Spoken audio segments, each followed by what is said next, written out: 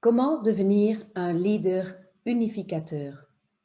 Vous ne pouvez pas permettre à distance de perdre les gens, que la distance physique entraîne une distance mentale, que l'éloignement les retourne même contre vous. Un leader communicant, unificateur, sort et trouve ce que les gens veulent entendre. Je suis heureuse de vous donner 12 étapes pour vous aider à devenir un leader de connexion. La première étape, soyez vous-même. L'authenticité est le degré auquel une personne est fidèle à sa propre personnalité, à son esprit ou à son caractère, malgré les forces et les influences extérieures. Au cours de nos années de formation, nous apprenons à créer différentes versions de nous-mêmes que nous appliquons dans différentes situations. Être authentique, en revanche, c'est intégrer ces différentes versions de nous-mêmes et agir comme nous-mêmes, conformément à nos valeurs fondamentales, à nos croyances et à nos motivations, quelle que soit la situation. Agir de manière authentique favorise le bien-être et l'épanouissement personnel et conduit à des relations interpersonnelles plus solides. Sur le lieu de travail, l'authenticité améliore l'engagement des employés, ce qui accroît la motivation et la satisfaction professionnelle. Alors, soyez simplement vous-même. Allez à l'encontre de votre véritable identité en vous forçant à vous conformer est épuisant et entrave votre capacité à être performant et à réaliser votre potentiel. En revanche, agir de manière authentique libère de l'énergie mentale, ce qui nous permet de mieux nous concentrer sur nos points forts. Lorsque les leaders sont authentiquement disposés à réfléchir sur eux-mêmes, à admettre leurs erreurs et à être suffisamment ouverts d'esprit pour apprécier les autres et apprendre d'eux, ils inspirent confiance. Le leader authentique inspire également les employés à se sentir suffisamment en sécurité pour se connecter avec ceux qui les entourent et agir de manière authentique. En bref, la perception de l'authenticité d'un leader humble engendre la loyauté et l'engagement et instille un sentiment d'authenticité chez les autres. Le pouvoir d'un leader authentique a souvent été décrit et fait l'objet de recherches. L'authenticité peut être socialement contagieuse. Les employés se sentent plus authentiques au travail lorsqu'ils considèrent leurs dirigeants comme authentiques et humbles. Des recherches récentes à ce sujet suggèrent que la perception de l'authenticité confère un statut plus élevé.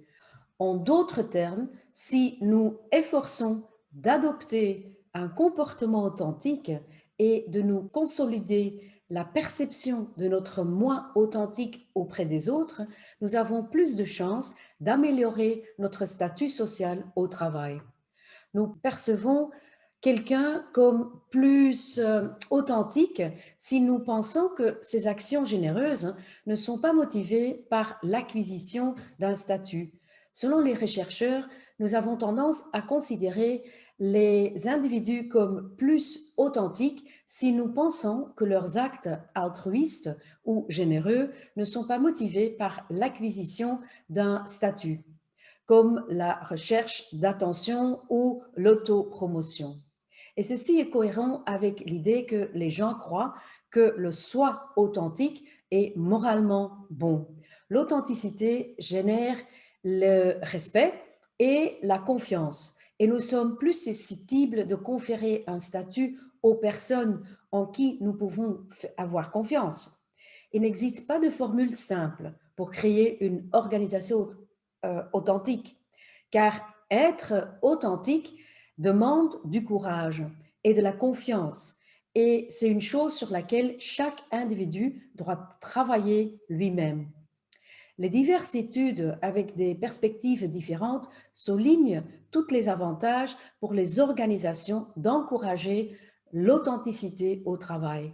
Elle montre comment un comportement inauthentique nuit à la fois aux employés et aux organisations.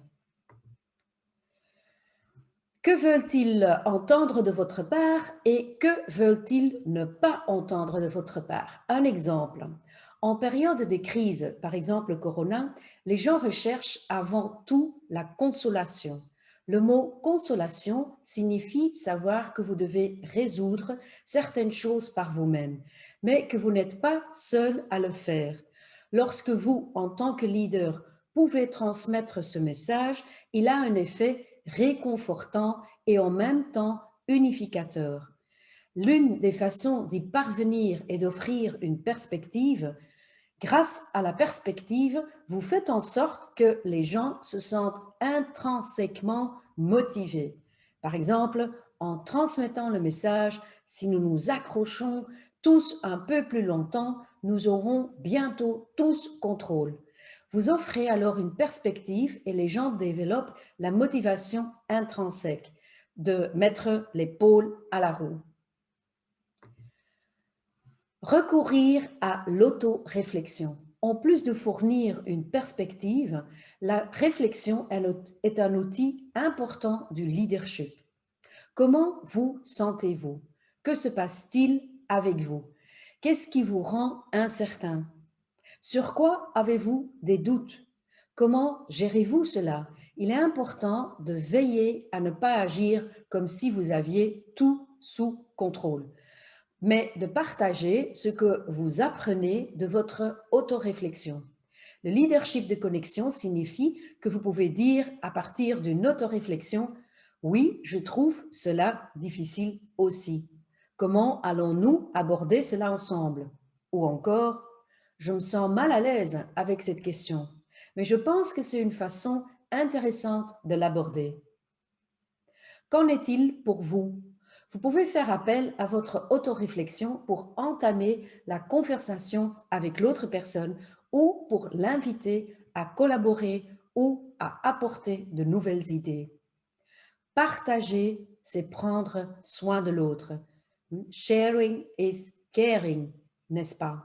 En vous permettant d'être vulnérable, vous obtenez en retour de la vulnérabilité. Et grâce à ces informations, vous pouvez ensuite travailler ensemble pour éliminer les points sensibles. Apprendre à lire l'environnement de travail. Vous avez probablement remarqué que les réunions en ligne et les consultations d'équipe ont une dynamique qui leur est propre.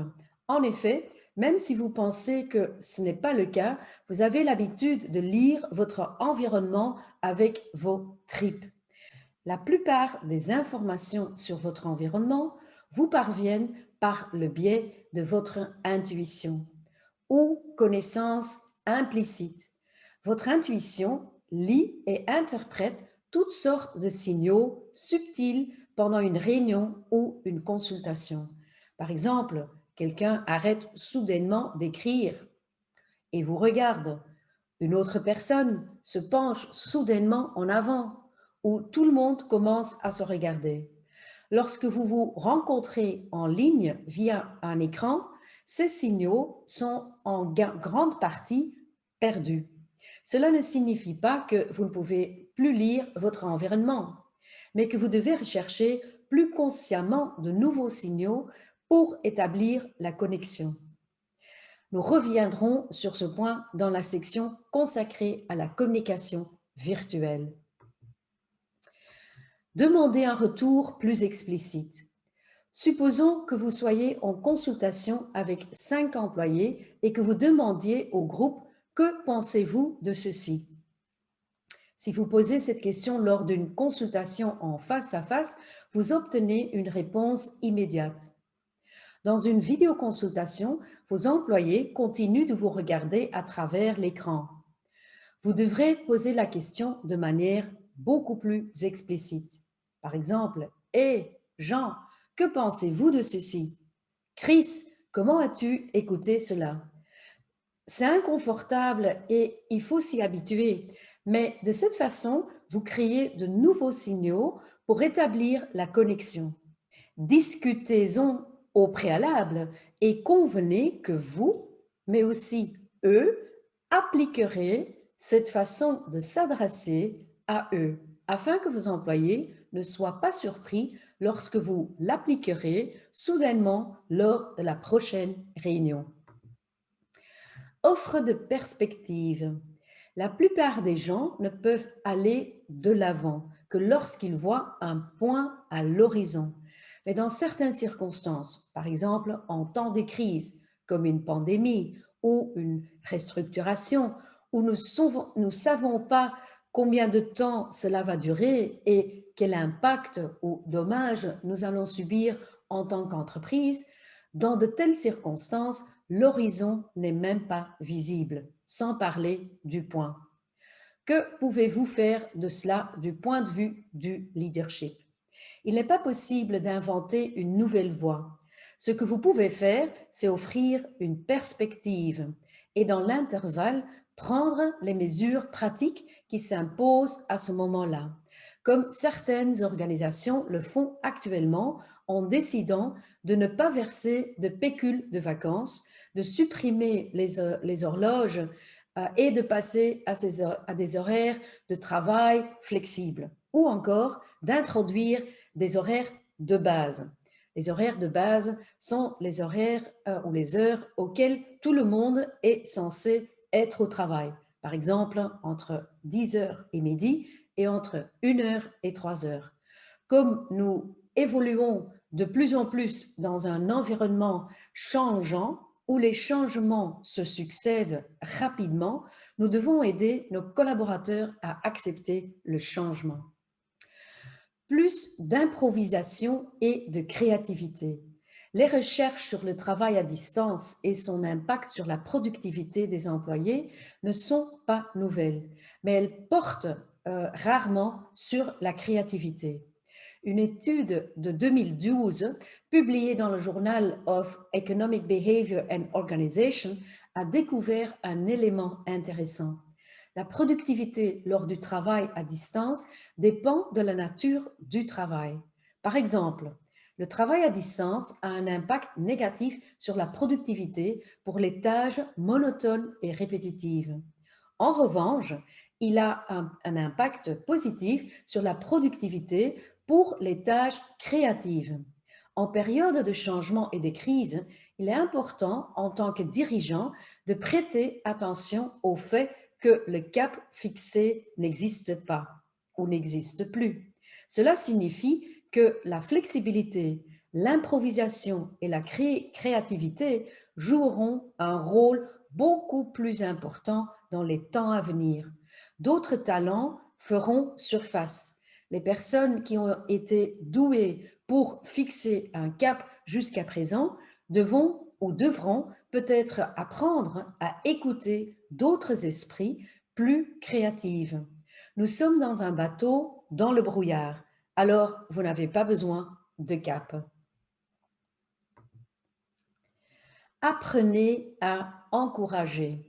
Les gens ont tendance à suivre celui qui sait le mieux se connecter à l'identité du groupe, le leader naturel. Lorsque l'identité du groupe change parce qu'il y a un danger, par exemple, ou lorsqu'il y a une fête, ce groupe se tourne vers la personne qui a le plus de valeur pour le groupe dans ces circonstances-là. Le leadership dans des moments particuliers, il y a 10 ans, le monde entier a compati avec un groupe de mineurs qui a passé plus de 2 mois piégés dans une mine chilienne avec un sauvetage réussi comme fin heureuse. La façon dont le groupe a pu survivre à ces 2 mois et être secouru a permis de recueillir de nombreuses informations sur ce qui arrive à un groupe de personnes soumises à une pression énorme. Le chef d'équipe du groupe de mineurs était probablement un excellent chef, mais les mineurs doivent leur vie à quelqu'un d'autre, un leader naturel qui possédait la capacité d'encourager. Être capable d'encourager est une fonction du leadership qui est négligée. êtes-vous capable, dans une situation où les gens se débattent, de faire en sorte qu'ils se sentent motivés pour franchir quand même l'étape suivante? Un leader de liaison est quelqu'un qui est capable de présenter une perspective commune, tout en étant dans les mêmes circonstances difficiles que le groupe. Dans ce cas, le leader de liaison était un homme âgé qui avait déjà vécu une catastrophe minière et avait donc une expérience de survie. Il avait prévu que les mineurs seraient secourus par une cage d'ascenseur étroite. Comme la plupart des mineurs étaient trop gros pour être remontés par cette cage étroite, il a organisé des courses à pied dans les couloirs de la mine. Il s'est également attaqué au courant sous-jacent d'anxiété en dirigeant la prière. L'homme offrait réconfort et perspective. Les conditions difficiles ont fait surgir un leader capable d'apporter tant de perspective à un groupe de personnes qu'elles se sont senties encouragées. Oui, entre guillemets, encouragées. C'est peut-être un mot démodé, mais quand on le ressent, on sait exactement ce que signifie ce mot.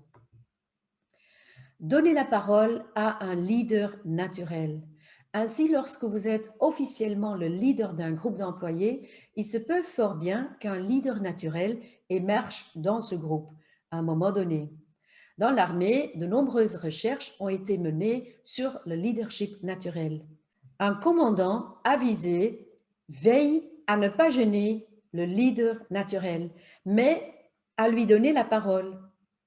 Dans les organisations, cependant, il est encore courant que le leader formel soit en concurrence avec quelqu'un qui est mieux écouté. Cela se termine toujours mal pour le leader formel. Ce n'est pas une leçon facile.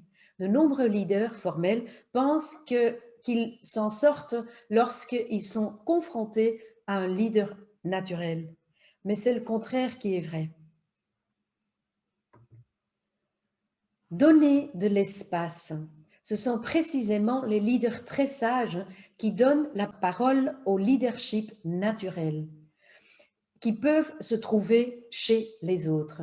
La plupart des leaders formels connaissent le phénomène du leadership naturel, mais oser donner la parole aux autres ne va pas de soi. Pour cela, il faut être plutôt bon dans son rôle de leader.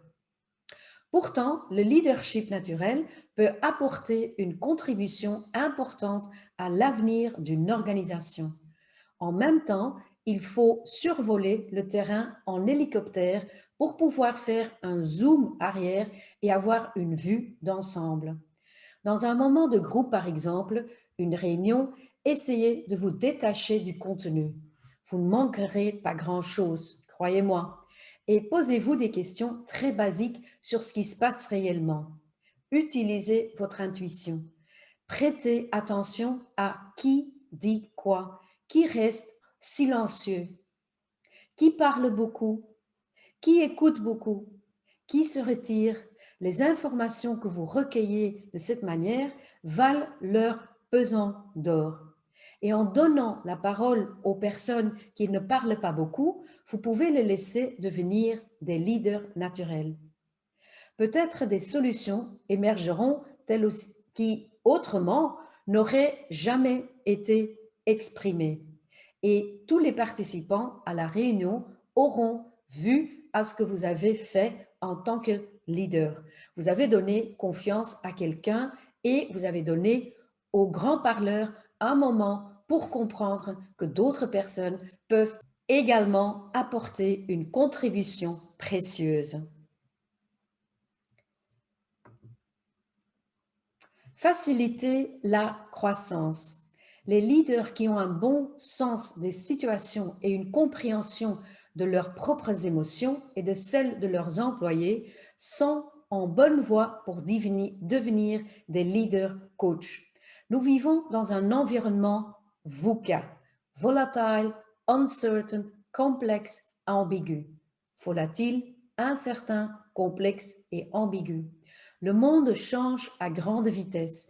Les temps sont incertains. Les changements est une constante. Mais voulez-vous, bien sûr, atteindre vos objectifs organisationnels? Seulement, vous ne savez pas encore de quel talent vous aurez besoin pour cela. Cela signifie que le leader omniscient, en tant que source unique d'expertise, n'existe plus et que les leaders doivent utiliser d'autres atouts pour diriger et inspirer les gens. Les évolutions sociales ont également entraîné une modification des relations de travail. Le cadre classique où les employés travaillent 5 jours par semaine de 9 à 5 est révolu. Les employés attendent la liberté de choix dans leur travail. Ils décident eux-mêmes où ils font quoi et comment et quand. D'autres formes de travail apparaissent. En tant que dirigeant, vous devez apprendre à traiter avec des travailleurs à distance, des travailleurs flexibles, des indépendants, peut-être une équipe d'une autre entreprise à laquelle vous avez sous-traité des services de soutien. Je vous invite à regarder la vidéo sur le VUCA Leadership. Ils attendent de vous, en tant que leader et employeur, des choses différentes de celles des générations qui les ont précédées. Ils veulent un bon leader qu'ils peuvent suivre dans une organisation où ils peuvent se développer. Ils attendent de la flexibilité et veulent être mis au défi. Dans ce contexte VUCA, le leader coach doit faciliter le développement des personnes afin que les réponses appropriées dans l'équipe et le meilleur des personnes ressortent. Le leader coach doit être capable de repérer les talents, de les développer et de leur permettre de s'épanouir. Nous pouvons le faire sur le marché du travail lorsque nous recherchons de nouveaux talents, mais nous devons également apprendre à repérer les talents de chacun de nos employés et à faciliter leur développement. Les caractéristiques du leader coach. Au bureau, vous étiez généralement en bout de table. Maintenant, vous n'êtes qu'un écran vidéo parmi 10 autres.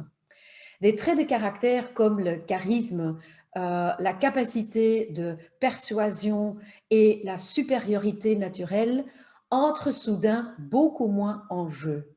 Une nouvelle étude montre que les fortes personnalités ont généralement du mal à s'adapter à leur nouveau rôle de leader virtuel, qui doivent tenir leur rang dans des réunions numériques à longueur de journée. Une nouvelle étude de la faculté de gestion et leadership de l'université Drake aux États-Unis confirme que les traits extravertis ne constituent pas un avantage immédiat lorsqu'il s'agit de diriger à distance.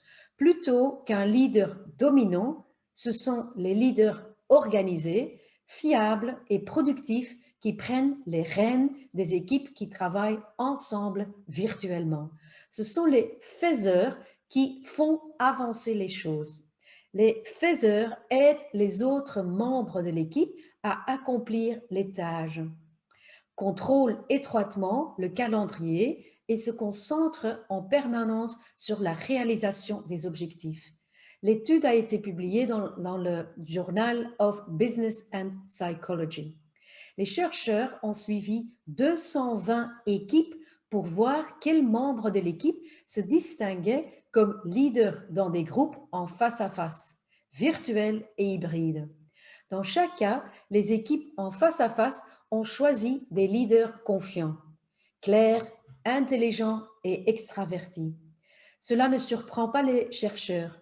Après tout, ce sont exactement les qualités que l'on retrouve souvent chez les dirigeants d'une organisation. Dans les équipes qui travaillent principalement à distance, les gens ont clairement choisi un autre type de leader, de véritables faiseurs qui sont prêts à aider leurs coéquipiers et à faire avancer les choses.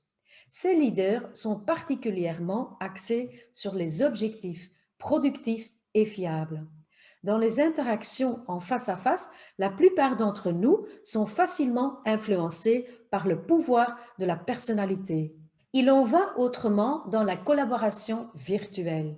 Les leaders sont alors perçus davantage sur la base de ce qu'ils font réellement et beaucoup moins sur la base de leur personnalité. Tout à coup, il ne s'agit plus seulement de savoir qui parle le plus, mais qui fait avancer les choses. Les personnes qui étaient habituées à être considérées comme le leader naturel du groupe constatent soudain que leurs collègues ne leur prêtent plus autant d'attention. Cela peut être très frustrant. Dans cette vidéo, nous avons découvert 12 étapes pour nous aider à devenir un leader unificateur.